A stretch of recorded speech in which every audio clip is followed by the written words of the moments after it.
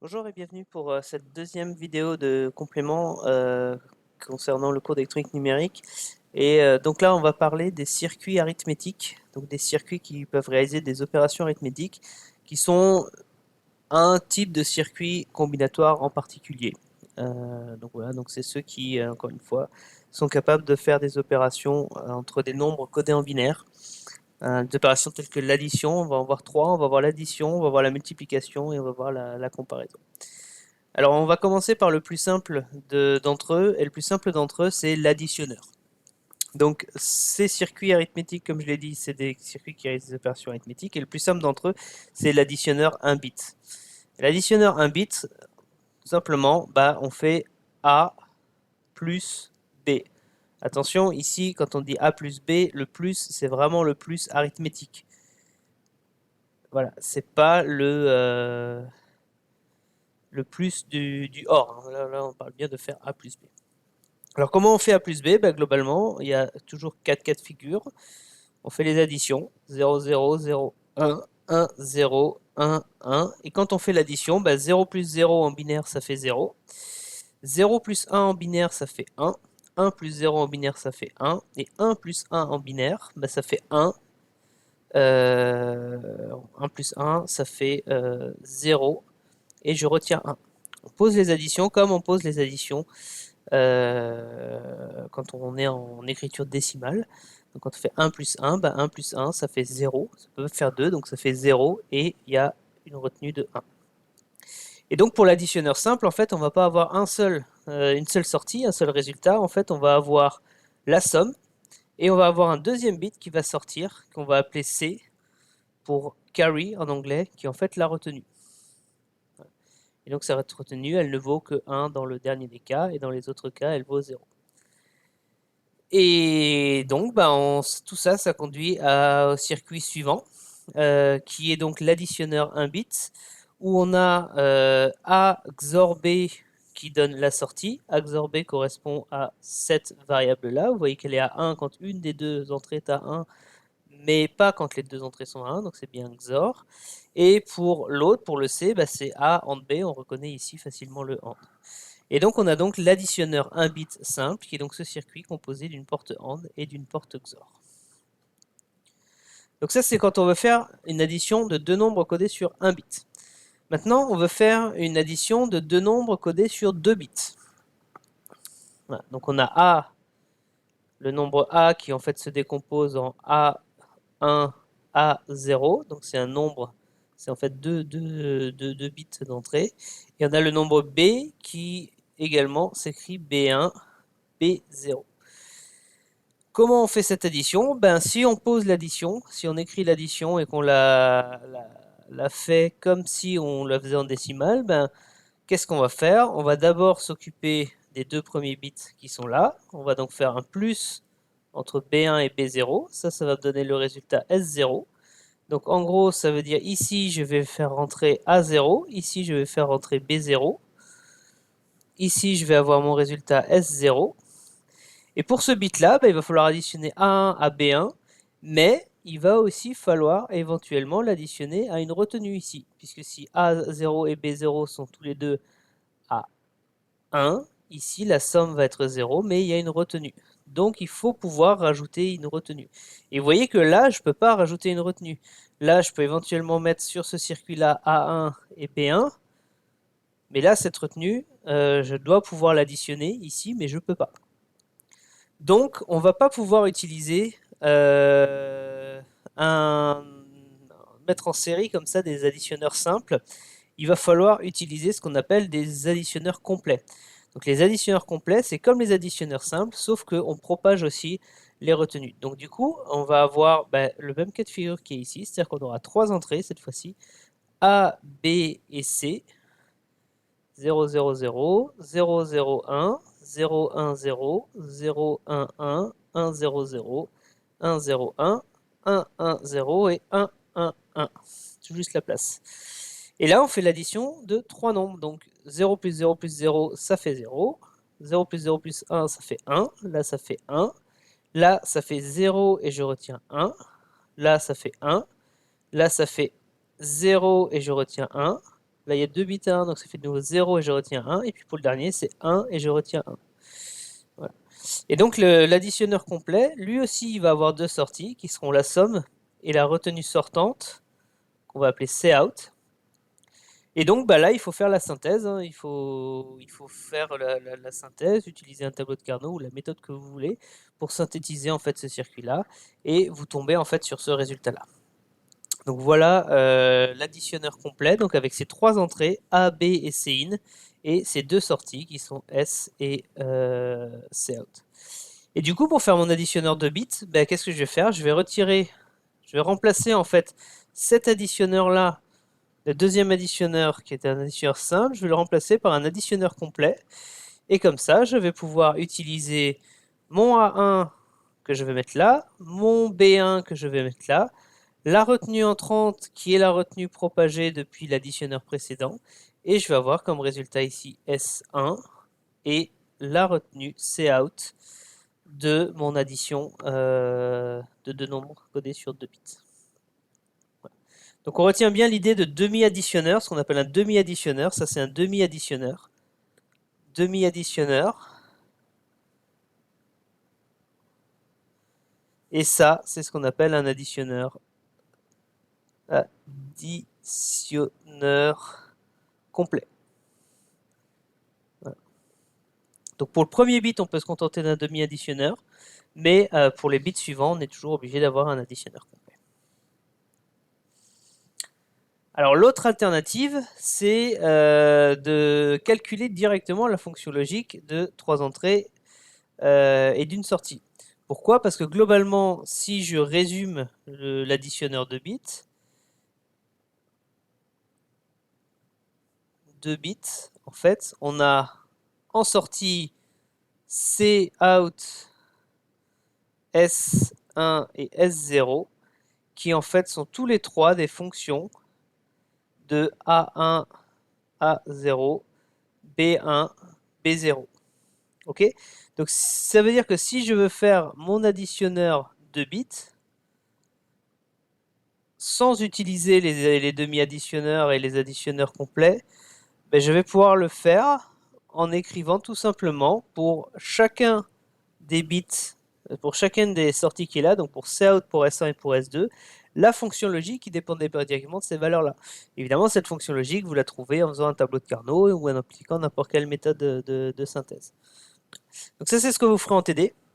En TD et en TP. Donc on calculera ces fonctions logiques en TD, puis en TP, vous câblerez un additionneur de bits comme ça, direct. Pour ce qui est de la soustraction, qu'est-ce qu'on peut dire sur la soustraction? J'efface ça, j'ai un peu débordé. Qu'est-ce qu'on peut dire de la soustraction? En fait, on peut dire de la soustraction, c'est très similaire à l'addition.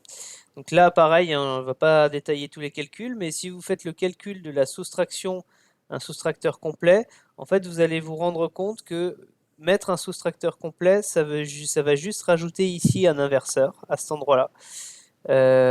Donc là, vous avez un inverseur qui vient se mettre à cet endroit-là. Et vous avez aussi un inverseur qui vient se mettre ici. Voilà. Là, vous avez, enfin, plutôt ici. Là, vous avez un inverseur qui arrive. Et donc, du coup, ce qu'on peut faire, c'est ce qu'on appelle un additionneur soustracteur, parce que vous savez que quand vous avez un XOR, je vous rappelle que XOR égale inverseur commandé. Donc comme dans le cas d'une addition, il ne faut pas inverser le signal A qui arrive sur cette porte-là et le signal A XOR B qui arrive sur cette porte-là, alors que quand on fait une soustraction, il faut les inverser, et bien on va tout simplement créer un nouveau signal, qui est le signal sub, pour se soustraire, et on va rajouter à la place des inverseurs des XOR avec comme deuxième entrée ce signal de soustraction. Comme ça, quand sub vaut 0, ici on n'a pas d'inverseur, c'est comme si on n'avait pas d'inverseur et donc on a un additionneur complet. Et quand sub vaut 1, c'est comme si on avait ici un inverseur, hein, le XOR se transforme en inverseur quand l'une des deux entrées vaut 1. Et dans ce cas-là, on a un soustracteur complet. Donc là, en un seul circuit, en rajoutant des XOR à la place des notes, en un seul circuit, vous avez un additionneur soustracteur complet. J'ai de nouveau débordé. Alors quand on fait ça sur n bits, donc encore une fois, hein, là on a parlé d'un additionneur 1 bit, puis d'un additionneur 2 bits. Qu'est-ce qui se passe quand on veut faire un additionneur sur n bits? Eh ben on a à chaque fois trois possibilités. Additionneur soustracteur sur n bits, soit on fait une structure série en utilisant des additionneurs soustracteurs complets 1 bit. C'est un peu ce qu'on a fait là, hein, dans cet exemple-là. Là, on a ce qu'on appelle un additionneur en série. Donc ça, c'est la première possibilité. La deuxième possibilité, c'est de faire du parallèle. C'est ce dont je vous ai parlé ici, hein. Les équations sont maintenant effacées, mais c'est ce qu'on a essayé de faire là-haut, de trouver les équations directement de la sortie en fonction de l'ensemble des entrées. Ça peut devenir assez compliqué, hein, parce que pour un additionneur n bits, en gros, vous allez avoir 2n entrées, puisqu'il va y avoir n bits pour A et n bits pour B, donc vous allez avoir 2n entrées et n plus une sortie. Donc ça commence à faire beaucoup de calculs et ça peut commencer à faire des circuits très lourds à l'arrivée. Mais c'est une des solutions. Et puis vous avez aussi tout ce qui est alternatif, tout ce qui est compromis, donc ce qu'on appelle les structures hybrides. Donc globalement, vous avez le parallèle et le série. Plus on va vers le série, plus on a un circuit qui est simple, mais à l'inverse, le temps de calcul augmente, ou le temps de calcul diminue quand on va vers les architectures parallèles. Pourquoi? Parce que vous imaginez bien que l'architecture série, c'est quand même le pire cas, parce que pour chaque bit, on doit attendre que le bit précédent est calculé. Donc à la fin, on fait que de sommer les uns derrière les autres des temps de calcul. Et donc, si on fait un additionneur série 32 bits, par exemple, bah, c'est 32 fois le temps de calcul d'un additionneur 32 bits, c'est 32 fois le temps de calcul d'un additionneur complet. Donc ça peut finir par faire des chiffres assez importants à la fin. Et donc on peut utiliser plein de structures hybrides et faire plein de compromis.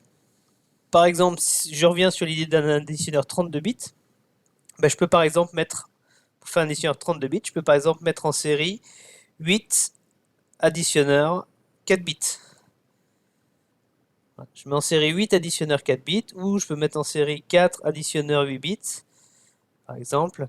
Et tout ça, ça me fait des compromis, parce que un additionneur 4 bits, le temps de calcul d'un additionneur 4 bits est plus court, si c'est un additionneur 4 bits parallèle, bien sûr. Le temps de calcul est plus court que 4 additionneurs 1 bit. Et donc là, je vais finalement avoir 8 fois quelque chose qui est plus court.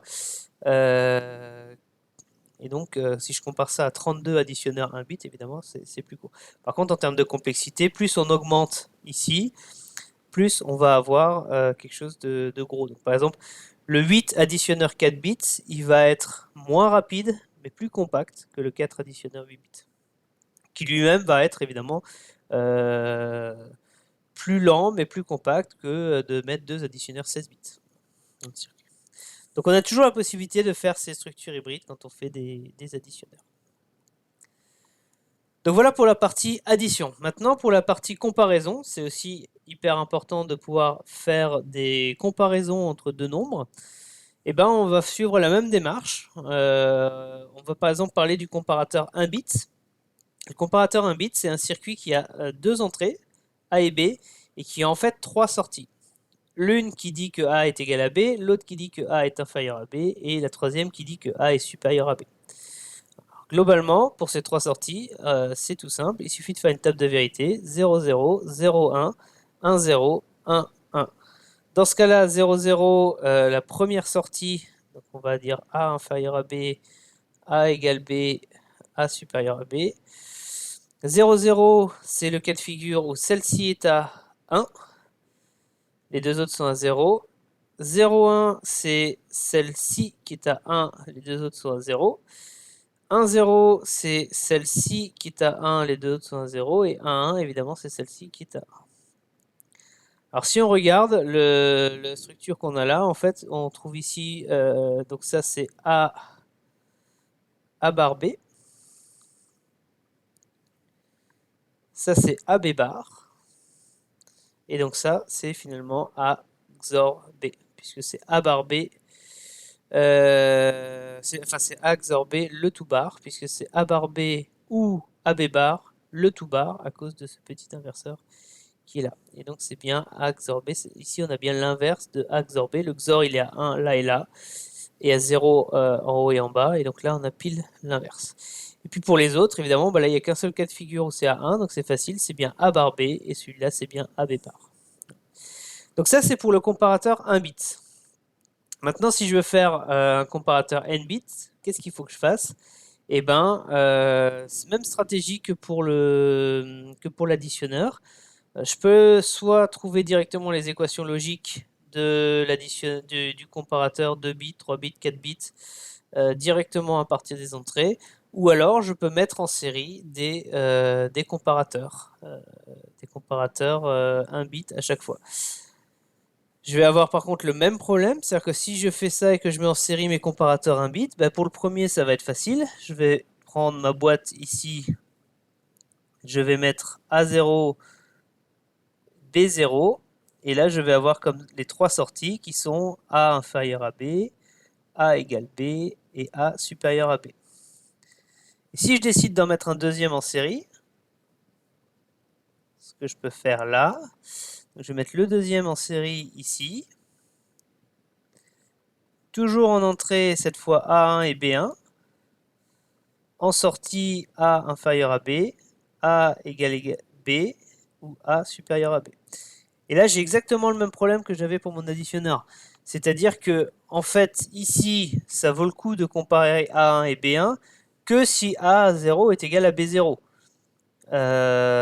Enfin, c'est même plutôt l'inverse, ça vaut le coup de comparer A0 et B0 que si A1 et B1 sont égales. Si déjà A1 est plus grand que B1, si votre nombre qui s'écrit A1, A0, vous le comparez au nombre qui s'écrit B1, B0, vous imaginez bien que si le A1 est déjà supérieur au B1, il n'y a pas besoin de s'amuser à comparer le A0 et le B0, puisqu'on sait déjà que ce nombre est le plus grand.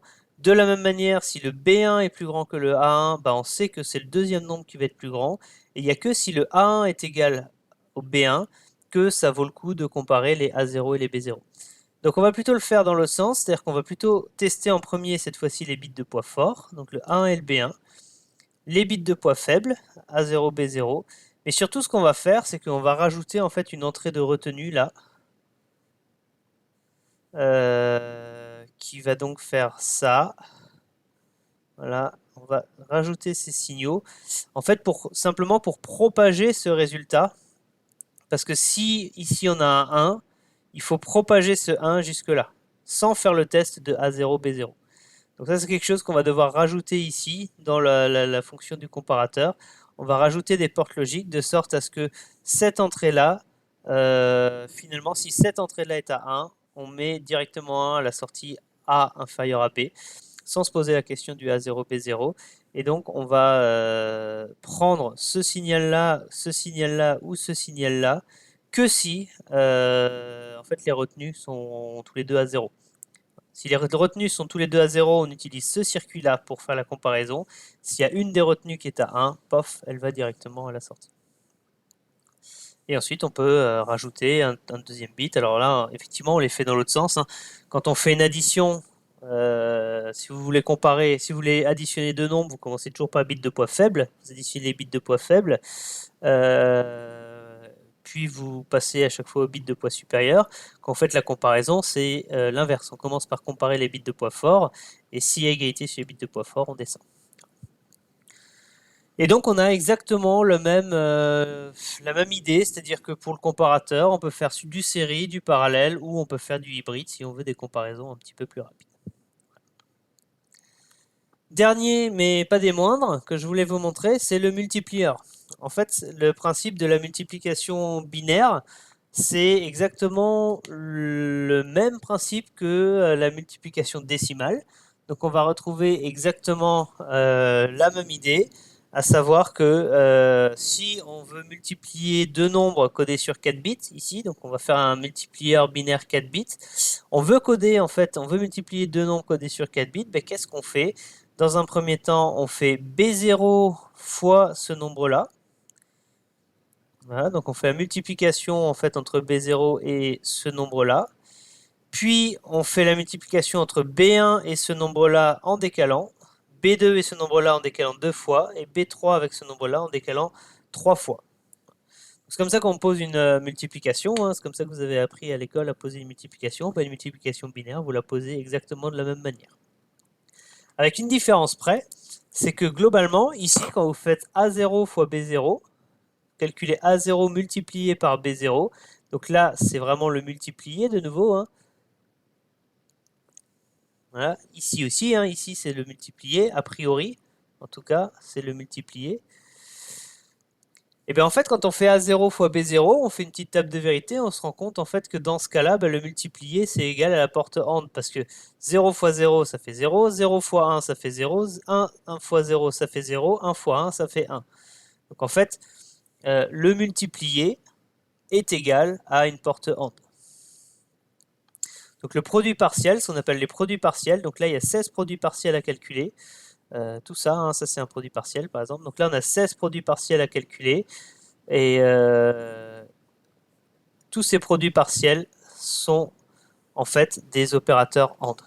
Donc on va commencer à construire le multiplieur binaire en calculant l'ensemble de ces produits partiels. Voilà. Et puis, donc là, il y a 16 portes AND, hein, ça c'est pour les produits partiels, il y a 16 portes AND. Voilà. Et puis, on ne va pas faire n'importe quoi, on va les organiser. Voilà, ça c'est juste, quand je dis les organiser, c'est juste pour le schéma, hein, pour que le schéma devienne lisible à la fin.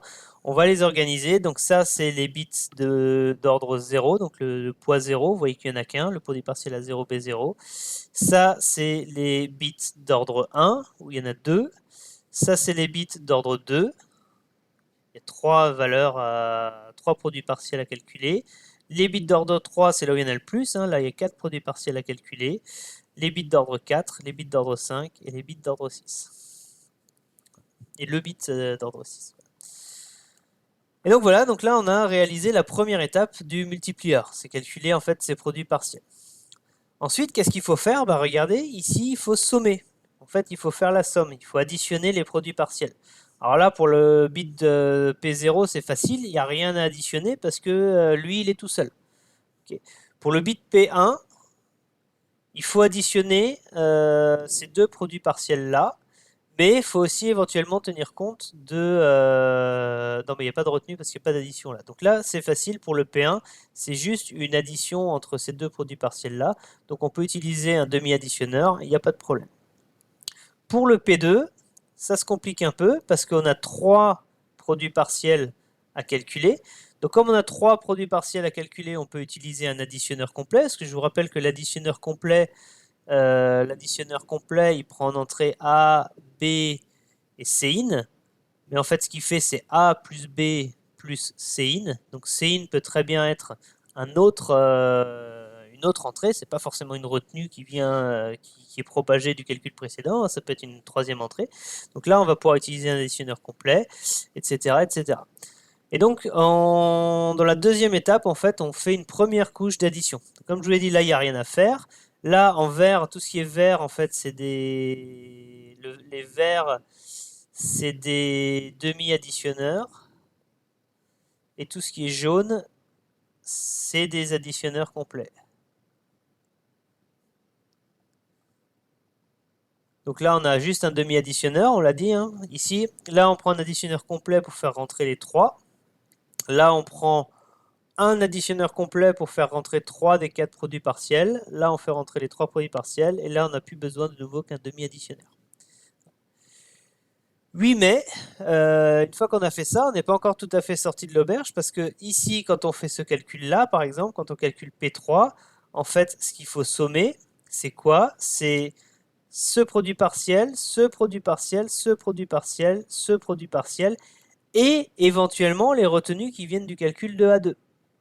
Donc ici, une fois qu'on a fait cette étape-là, le premier niveau d'additionneur, ben, pour P7, non pas 0, 1, 2, 3, 4, 5, 6, pour P6, pour le résultat 6, le bit 6 et le bit 0, c'est réglé, il n'y a plus de souci. Donc là, on est bon, le bit 0 et le bit 6 sont réglés.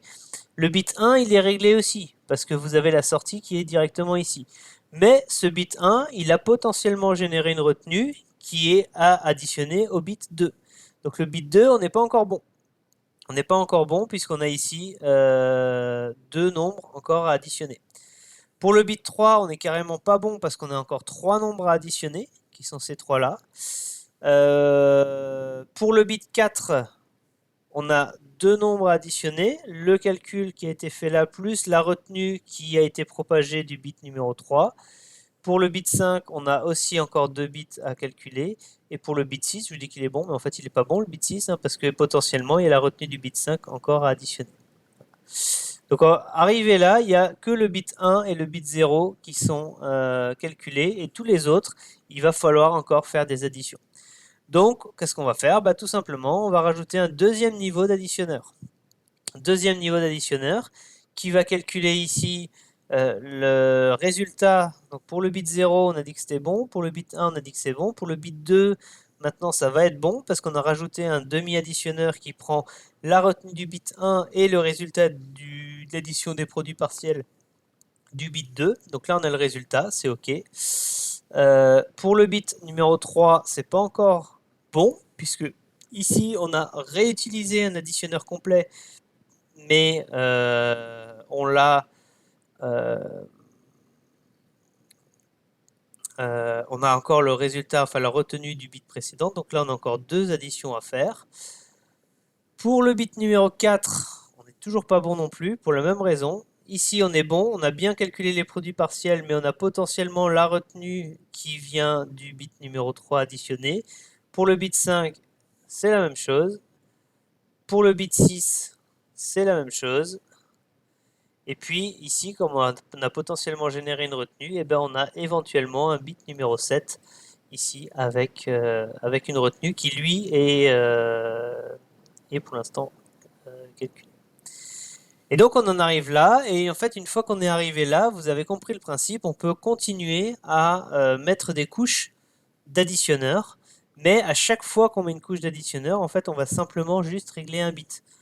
Voilà, donc si par exemple ici je rajoute encore un additionneur, donc là je vais mettre un additionneur, mais cet additionneur là va me propager une retenue. Là je vais mettre un additionneur, j'ai un résultat, il va me falloir encore un additionneur ici. Voilà. Et donc comme ça je vais devoir utiliser en fait plein de niveaux, plein de couches pour terminer mon calcul. Mais arrivé là en fait il y a une alternative, c'est que vous voyez que là la particularité c'est que une fois qu'on est arrivé là dans le calcul, ici, vous n'avez plus que des nombres, plus que des additions à 2 à faire. Il n'y a plus que des additions à 2 opérandes, il n'y a plus d'additions à 3 opérandes comme précédemment. Et donc en fait, ce qu'on peut rajouter ici, c'est tout simplement un additionneur 4 bits complet. Voilà.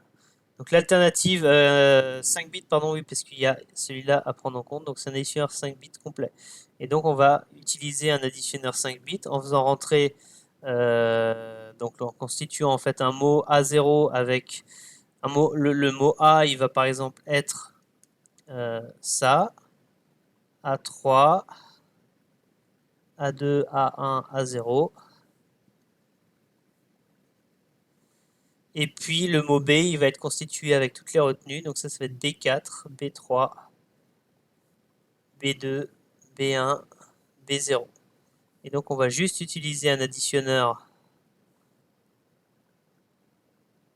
5 bits où on va rentrer A, B, et on aura ici le cout et la somme.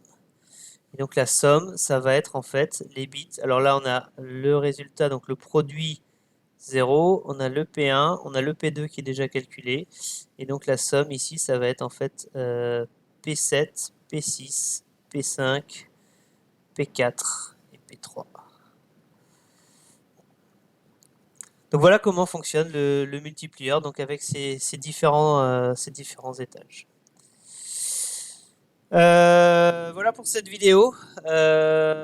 Donc c'était encore une fois, hein, c'est un petit complément au cours sur la conception des systèmes combinatoires, mais je trouvais que c'était intéressant d'avoir cette vision un petit peu de voir comment étaient faits les opérateurs et les circuits arithmétiques. Pourquoi c'est intéressant? Parce que globalement, c'est ce que vous avez dans tous les microprocesseurs. Dans les microprocesseurs, ils sont là pour faire du calcul. Et donc, vous avez ce qu'on appelle une unité arithmétique et logique. Donc, une unité arithmétique et logique, comme son nom l'indique, ça sert à faire des calculs arithmétiques et des calculs logiques. Et donc, c'est cette unité arithmétique et logique qui est constituée des circuits que vous venez de voir et qui permet à un processeur de faire du calcul. Voilà, j'espère que cette petite vidéo de complément vous aura intéressé. Et puis voilà, je vous souhaite bonne continuation dans ce cours. Au revoir.